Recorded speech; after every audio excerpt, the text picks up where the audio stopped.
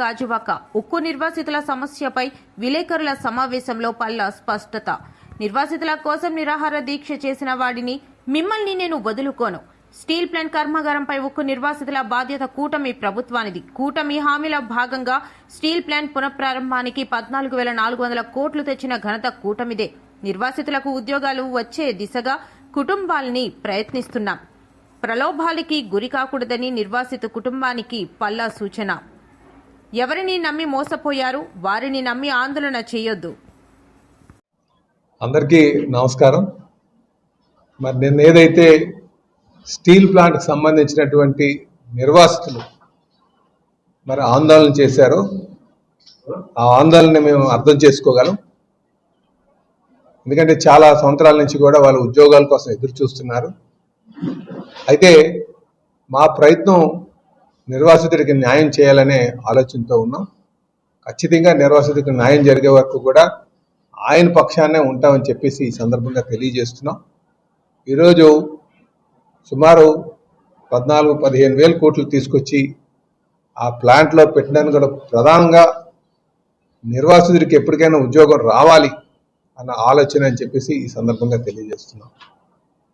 అయితే నేను నిర్వాసిత సోదరులందరికీ కూడా తెలియజేస్తున్నాను, గత 5 సంవత్సరాలుగా ప్లాంట్ చాలా లాసుల్లో నడిచింది. ఇంకా 24కి మేము అధికారంకి వచ్చిన నాటికి అది మూతపడిపోవడానికి సిద్ధంగా ఉంది.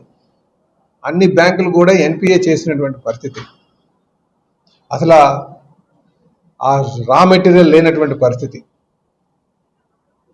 అలాంటి పరిస్థితిలో గౌరవ ముఖ్యమంత్రి గారు అయినటువంటి శ్రీ నారా చంద్రబాబు నాయుడు గారు, డిప్యూటీ ముఖ్యమంత్రి గారు అయినటువంటి డిప్యూటీ సీఎం గారు అయినటువంటి పవన్ కళ్యాణ్ గారు, అలాగే కేంద్రంలో ఉన్నటువంటి నరేంద్ర మోడీ గారు ప్రైమ్ మినిస్టర్ గారు, నిర్మలా సీతారామన్ గారు, అలాగే ఇక్కడ స్థానికంగా ఉన్నటువంటి ఎంపీ గారు భారత్ గారు, అలాగే రామ్మోహన్ గారు యూనియన్ కేంద్ర మంత్రి గారు, అలాగే కుమారస్వామి గారు స్టీల్ మినిస్టర్ గారు, అలాగే సహాయ స్టీల్ మినిస్టర్ వరం గారు అందరు కూర్చొని ఇక్కడి 32 మంది ప్రాణత్యాగాలతో సాధించుకుంది.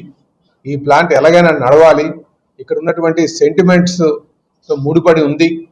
ఇక్కడ ఇదొక సెంటిమెంట్, స్టీల్ ప్లాంట్ అనేది ఒక సెంటిమెంట్ అని భావించి మరి కేంద్ర పెద్దలను ఒప్పించి సుమారు 11,440 కోట్లు కేంద్రం నుంచి, అలాగే రాష్ట్రం నుంచి 2,600 కోట్లు తీసుకురావడం జరిగింది.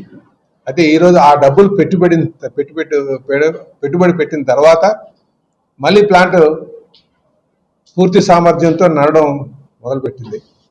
అయితే ప్లాంట్ నడిస్తే ఉద్యోగాలు వస్తాయి. అదే ఇలాగ మంచిగా నడుస్తుందనే తరుణంలో మళ్ళీ ఒక ఫైర్ యాక్సిడెంట్ అయింది. మళ్ళీ వాళ్ళందరికీ కూడా పర్మనెంట్ ఉద్యోగాలు మాట్లాడి వాళ్ళకి రావాల్సినటువంటి అన్నిటి ఏవైతే వాళ్ళకి రావాల్సినటువంటి గ్రాట్యుటీ కావచ్చు, ఫైనాన్షియల్ బెనిఫిట్స్ ఏమున్నాయో అవన్నీ కూడా మళ్ళీ ఏర్పాటు చేయడం జరుగుతుంది. ఇలాంటి నేపథ్యంలో ప్లాంట్ ఒకసారి నడిచి మళ్ళీ దెబ్బతిని మళ్ళీ నడుస్తున్నటువంటి తరుణంలో దీని పట్ల మళ్ళీ స్ట్రైక్లు అయితే తీసుకురావడం మంచి పద్ధతి కాదు. సో ఈ డబ్బులన్నీ కూడా తీసుకొచ్చామని చెప్పేసి ఈ సందర్భంగా తెలియజేస్తున్నాం. ఎందుకంటే ప్లాంట్ నడుస్తేనే వాళ్ళకి ఉద్యోగాలు అన్న సంగతి అందరూ కూడా గమనించాలి. ప్లాంట్ మూతపడిపోతే మళ్ళీ అందరూ కూడా రోడ్డు మీద పడేటువంటి పరిస్థితి ఉంటుంది. నిర్వాసితుడికి న్యాయం జరిగే వరకు కూడా, ఎందుకంటే మీ ఊర్లోకి వెళ్ళినా సరే నిర్వాసితులు అడుగుతారు, పర్మనెంట్ ఉద్యోగస్తులు ఎవరు అడగరు. పర్మనెంట్ ఉద్యోగులు వస్తుంటే ఏదైనా మీరు చూడండి అంటారు తప్ప, నిర్వాసితుడు అయితే ఉద్యోగం వచ్చేటట్టు చేయండి బాబు అని అడుగుతుంటారు. సో ఉద్యోగాలు రావడానికే మా ప్రయత్నం. ఉద్యోగాలు రావాలంటే ముందు కంపెనీ నడవాలి. ఈరోజు కంపెనీ పైన కూడా చాలా ఆర్థిక భారం ఉంది. సుమారు నాకు తెలిసి 38,000 కోట్ల వరకు కూడా ఆర్థిక భారం ఉంది.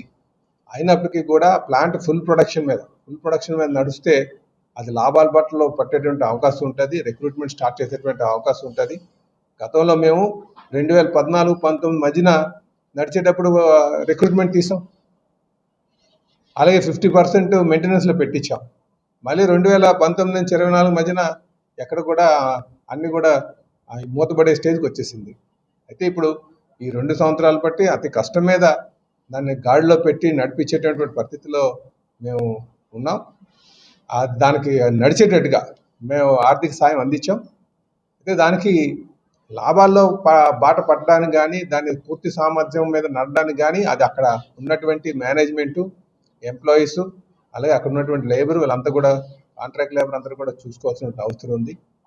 మేము రాజకీయ నాయకులుగా మేము ఆర్థిక సహాయం చేయగలం, ఇది మేము తెలుస్తాం. అయితే నిర్వాసితులందరూ కూడా తెలియజేస్తున్నాను, ఇక్కడ గమనించాల్సింది ఏంటంటే ఎవరైతే నిర్వాసితులకు అన్యాయం చేశారో మళ్ళీ ఆ ముసుగులోనే ఆ ట్రాప్లోనే పడుతున్నారు. అది కొంచెం జాగ్రత్తగా మీరు గమనించాలని చెప్పి తెలియజేస్తున్నాం. ఎందుకంటే ప్లాంట్ని కాపాడింది రెండు మార్లు, 1988లో కూడా 98లో. ఆ రోజు ప్రైమ్ మినిస్టర్గా వాజ్పేయి గారు ఉన్నారు, ముఖ్యమంత్రిగా చంద్రబాబు నాయుడు గారు ఉన్నారు, ఎంపీగా ఇప్పుడున్న భర్త గారు వాళ్ళ తాతగారు ఎంవిఎస్ మూర్తి గారు, కేంద్రంలో ఇప్పుడు రామ్మోహన్ గారు తండ్రి అయినటువంటి ఎర్రనాయుడు గారు ఉన్నారు. అదే కాంబినేషన్లో ఆ రోజు కాపాడారు. ఈ రోజు కూడా ఆ కాంబినేషన్ సార్. అయితే పవన్ కళ్యాణ్ గారు మనకి ఆయన సహకారం ఉంది ఈరోజు. సో ఇప్పుడు కూడా కూటమి ప్రభుత్వం ఎన్డీఏ వచ్చినప్పుడల్లా కూడా ఈ ప్లాంట్ని ఏ విధంగా పరిరక్షించాలన్న ఒక ఆలోచనతోనే ఉన్నాం. గత ప్రభుత్వంలో ఒక పైసా కూడా తేలేదే. ఎవరన్నా ఒక పైసాకి తెచ్చారా? నిర్వాసితుల కోసం మాట్లాడారా? ప్లాంట్ ఎలాగున్నా పర్లేదు కానీ అప్పులు చేసి ఎంప్లాయీస్ మాత్రం జీతాలు ఇచ్చేసేవారు. ప్లాంట్ నష్టపోయినా పర్లేదు కానీ జీతాలు మాత్రం ఇచ్చేసేవారు. ఆఖరికి 2024 ఎన్డీఏ కూటమి వచ్చినప్పుడు నాటికి ఇంకా మూతపడడానికి సిద్ధంగా ఉన్నప్పుడు ఈ యూనియన్ లీడర్స్ అందరూ చెప్పింది ఏంటంటే 3,000 ఇస్తే సరిపోతుందని నడుస్తుందని చెప్పేసి. అలాంటిది కాకుండా కేంద్రం నుంచి 11,400 కోట్లు పెట్టాం. రాష్ట్రం నుంచి ఈ దేశంలో ఎక్కడ కూడా ఒక పబ్లిక్ సెక్టార్కి కేంద్ర ప్రభుత్వం సంబంధించిన దానికి స్టేట్ గవర్నమెంట్ సహకారం అందించింది ఆర్థికంగా ఎక్కడ లేదు. ఇక్కడే చంద్రబాబు నాయుడు గారు, ఇక్కడ పవన్ కళ్యాణ్ గారు ఉన్నారు కనుక